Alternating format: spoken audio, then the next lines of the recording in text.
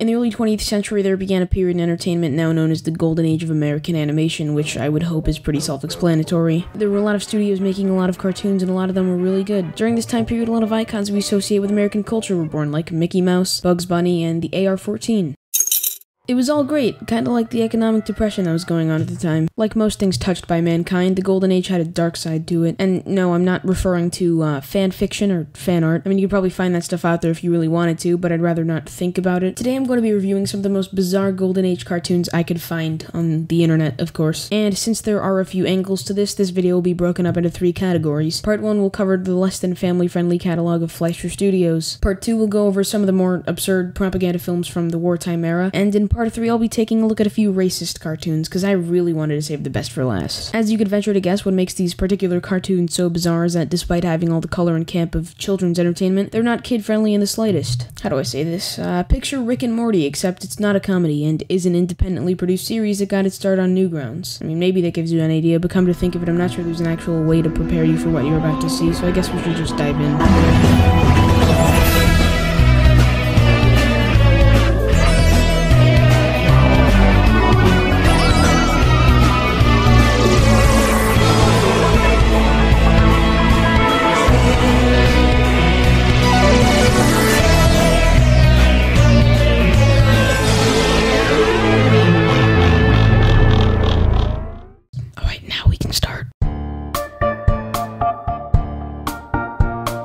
I already mentioned that Fleischer Studios, one of Disney's main rivals in the animation biz back in the day, made cartoons that were far from kid-friendly, but I can imagine most of you don't yet have an idea of the real magnitude of that. So, if I may, allow me to highlight a few examples. Up first, let's take a look at a cartoon starring Bimbo the dog. It's called Bimbo's Initiation. Yeah, so Bimbo's just taking a stroll down the road, as anthropomorphic dogs tend to do, when he falls into the sewer. Then Mickey Mouse locks him underground, because Max and Dave Fleischer wanted to show their contempt for Disney subtly. In the sewer, Bimbo stumbles upon a group of cultists, conveniently surrounding the area where he lands, which probably suggests that Mickey Mouse is one of them who's in on the whole thing. Yeah, as it turns out, Fleischer Studios itself is better at corrupting your perception of its own time period than a horror game based around it, which should probably speak to the competence of one of those things. Regardless, I'll let the scene speak for itself. By the mystic order of the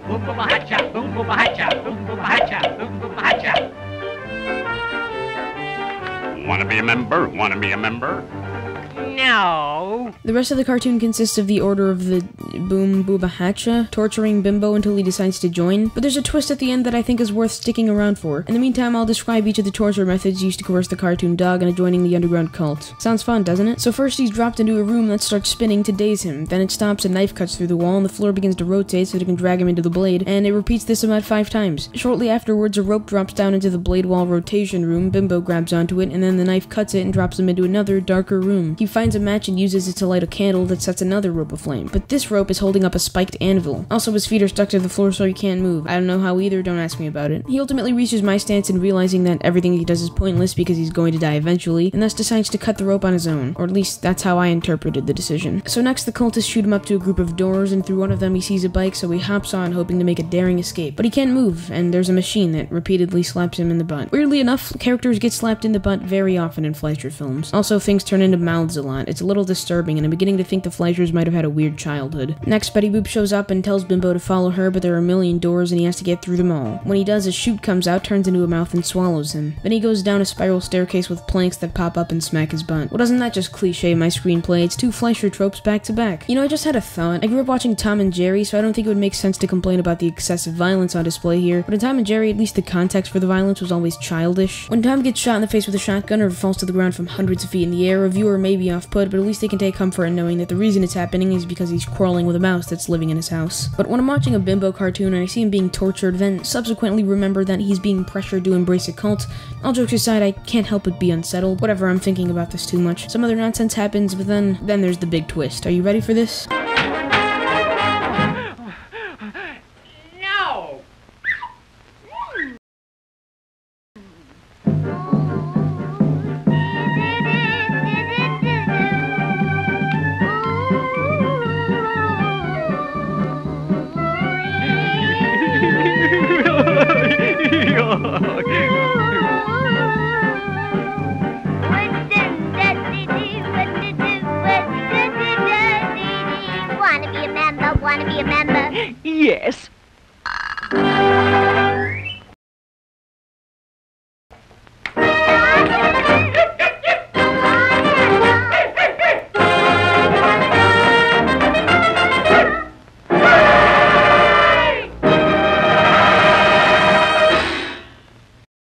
I'm sure that was never jarring at all. Wait, so if the cult was composed entirely of Betty Boops all along, why didn't they just try seducing Bimbo into joining in the first place? Why did they have to dress up as eggplants and torture him? You know what, after what I just saw, I'm not sure if there's any logic to be questioned in the first place, so I'm cutting this off here. Let's move on to the next example. Next up, we have a short film called Swing You Sinners, because with movies, first impressions are important. It's about Bimbo being punished for his sins by a cavalcade of hellish ghosts and demons. Oh yeah, I might have forgot to mention that Bimbo's a horrible person or something. He's not just a dog, he's a thieving, gambling, and catcalling dog, pun intended. Due to the premise, I'm pretty sure the title is alluding to the fact that his punishment is death by hanging. Man, and I thought cartoons got edgier as time went on. The short starts with Bimbo trying to steal a chicken from a hen house, but he gets caught by a police officer. The moment this happens, he imagines his legal punishment either being forced to work in the mines or death by electric chair. Bear in mind the crime is chicken theft. Normally I would proclaim this prospect's harshness in an exasperated tone, but I have to keep in mind the content of the rest of the film, so I won't. So the cop dog chases him to the graveyard. This is the part where random objects begin surreally transforming into ghosts and demons. Boy, if you thought the electrocution reference was bad,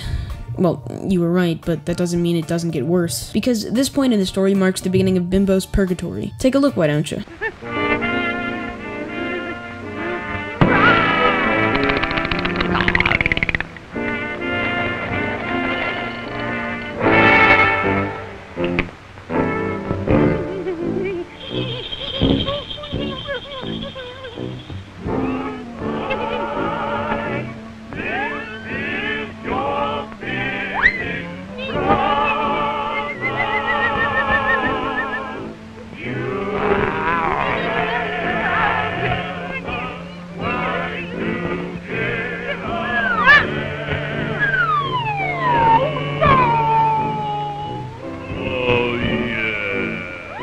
Okay, I hate to be the one to say it, but let's be honest, this was probably the result of psychedelics. I should also add that this story has no arc whatsoever. The ghost just gets spookier and spookier, and then they chase Bimbo to hell, and then it ends. Sorry for the spoilers, by the way, I was just making sure you didn't get your hopes up. Then, the cartoon gets startlingly eerie when the ghost starts singing to him, and the lyrics to the songs are so dark they make me think maybe these animators were following the wrong script.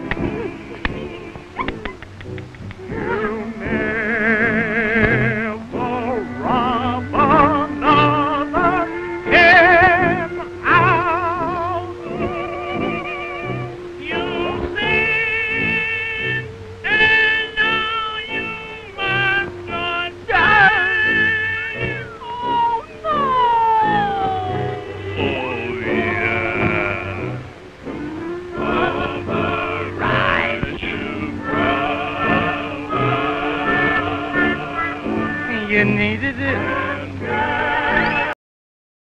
At least, I hope this isn't what they were going for. Probably the most amusing thing about this, aside from the obvious fact that it seems just a tad bit too uncanny to be a cartoon, is that some parent might have brought their child to the theaters expecting a campy fun experience, and this is what they got. Stand up, you sinner, we got you at last.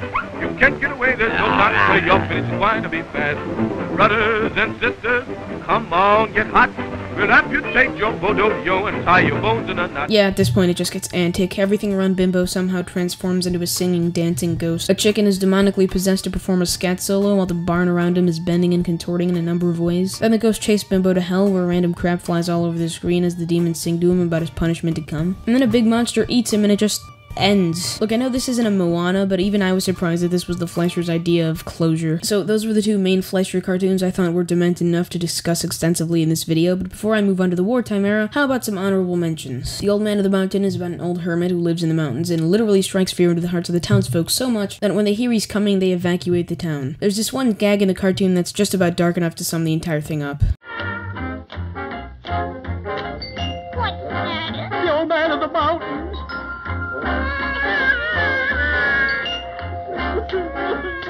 Yeah, I'm gonna move on.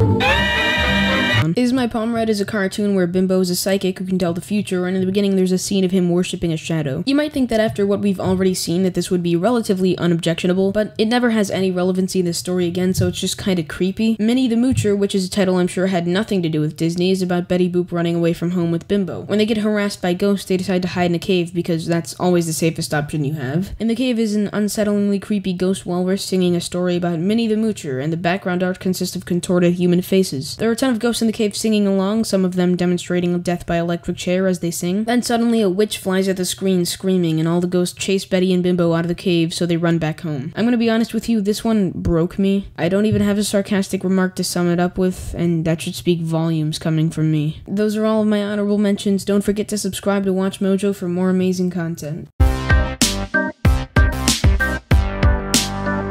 During World War II, American entertainment industries contributed a lot of work to the war effort, mostly by producing propaganda. The resulting cartoons are hilariously bizarre. At Disney, the company that would go on to cut ties with PewDiePie for making Nazi jokes, they created a short called Der Führer's Face. It's about Donald Duck living in Nazi Germany, or as the narrator so eloquently puts it, Nazi-land. I am not joking about this. When it started, I didn't think it was going to go further than, check out these big dumb Nazis, am I right? But then I found out Donald Duck was a Nazi himself.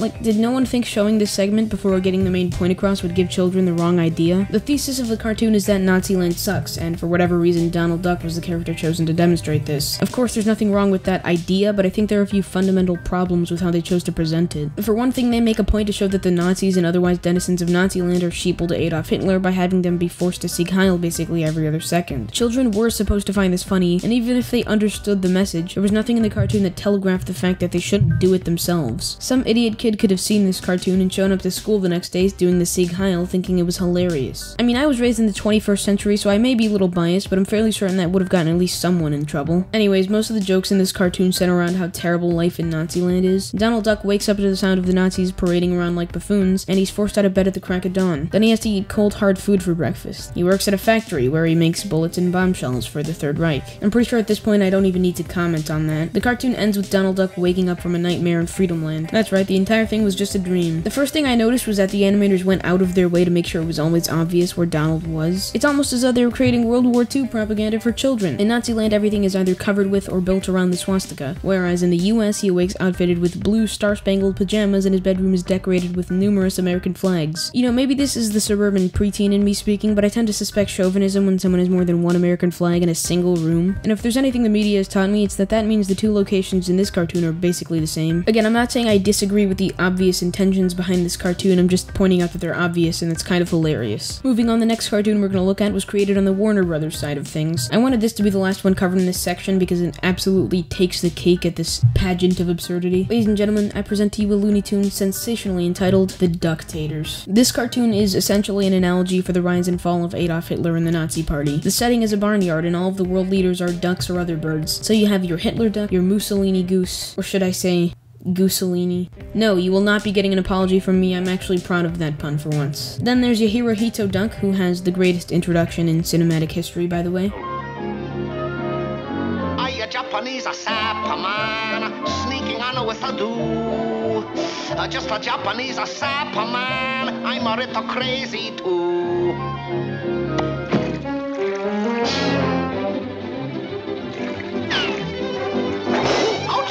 Yeah, as you can tell, characters of Japanese people are pretty consistent across these cartoons, no matter the allegorical species they're being represented as. Finally, the US is represented as the Dove of Peace, who at first just complains about the Nazis, but then gets angry and takes them down in a huge fight between Axis ducks and ally roosters. You know, I'm kind of curious about the creative process involved in translating human tribes into barnyard animals. Now that I think of it, I'm not even sure this can be considered an analogy just because of how on the nose it is. Imagine someone making a cartoon to teach children about the 2016 US election using dogs. Except the dogs had the same names, appearances, speech patterns, and mannerisms as the actual candidates. Yeah, that makes it seem kind of reductive to use animals in the first place, doesn't it? It's basically what they did with their World War II Looney Tune. Those words do not belong together. Yeah, I don't have too much more to say about that one, other than it's weird. Finally, time for some honorable mentions from the wartime era. Paramount Pictures and Famous Studios made cartoons where Popeye the Sailor Man joins the US Navy to fight Nazis and Japs, I guess. One short called Jolly Good Furlough literally starts with Popeye attacking a Japanese fortress by punching bombshells at it. Of course, this isn't the main focus of the short, that scene's just to give you an idea of what he's been up to lately. Because when he returns home on vacation, all sorts of antics ensue as his nephews pretend to take on the role of United States Home Defense. They capture him and tie him up, and then we get this wonderful line. Maybe it's a Jap, or a Nazi. Maybe it's a parachuter. Yeah, they were not very gracious in their Mockery. Another cartoon was called You're a Sap, Mr. Jap. Yeah, this is the kind of thing we're working with. Here's a plot summary. Popeye finds a Japanese warship, he tries to destroy it, but he can't. Then he eats some spinach and destroys it. That's about it. I mean, if you're looking for what to expect, just take a look at episode 113. Scrap the Japs. Okay. I mean, racist though these cartoons may have been, I think it's safe to say that they had the moral high ground in this situation. Wait, what?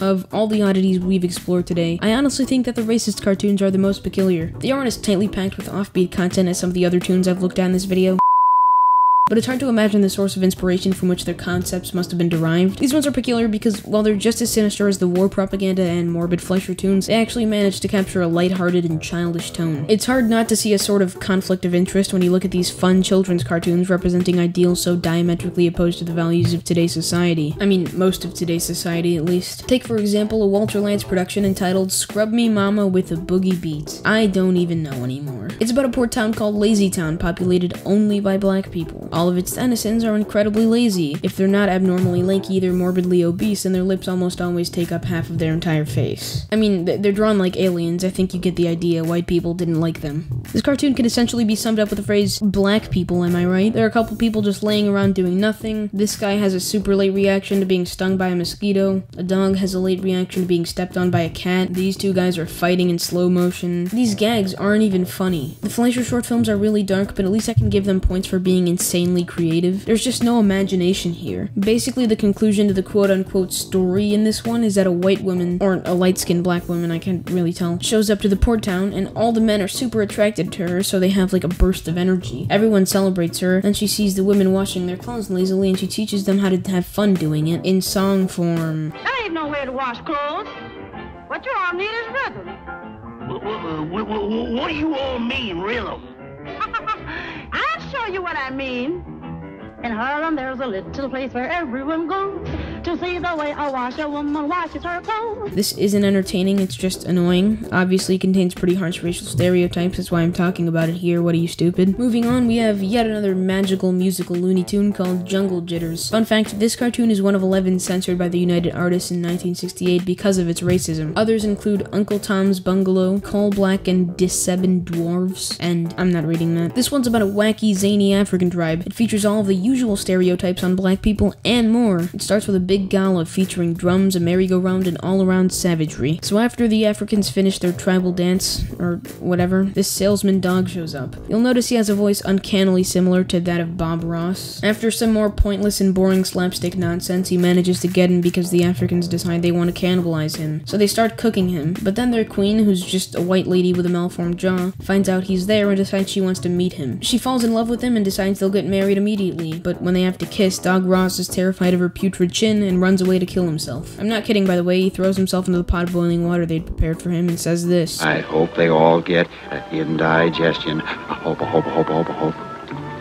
That is literally how it ends. The rest of the stuff we've covered in this video has been strange, ghoulish, and slightly racist, but at least it was somewhat entertaining. But these ones seem so steeped in their intention to mock black people that any actual humor feels like filler that's only there to meet the 6-minute requirement. It's all pasteless, witless garbage, and probably the worst part of this journey of mine. Now, instead of doing some honorable mentions for this section, I thought I'd switch it up a little. These particular racist cartoons seem to be surrounded by a lot of interesting conversation online, for obvious reasons. And as you're likely aware, mountains and mountains of stupidity are sure to follow the internet getting a hold of anything controversial. So we're gonna look at some of the dumbest comments I could find on these videos. I bet black people back then weren't so sensitive to this type of humor. Those who are offended should never take white country welfare handouts again. Only a joke. Simpsons does this all the time. What's wrong with you people? I'm from Africa and I can confirm this is how we live.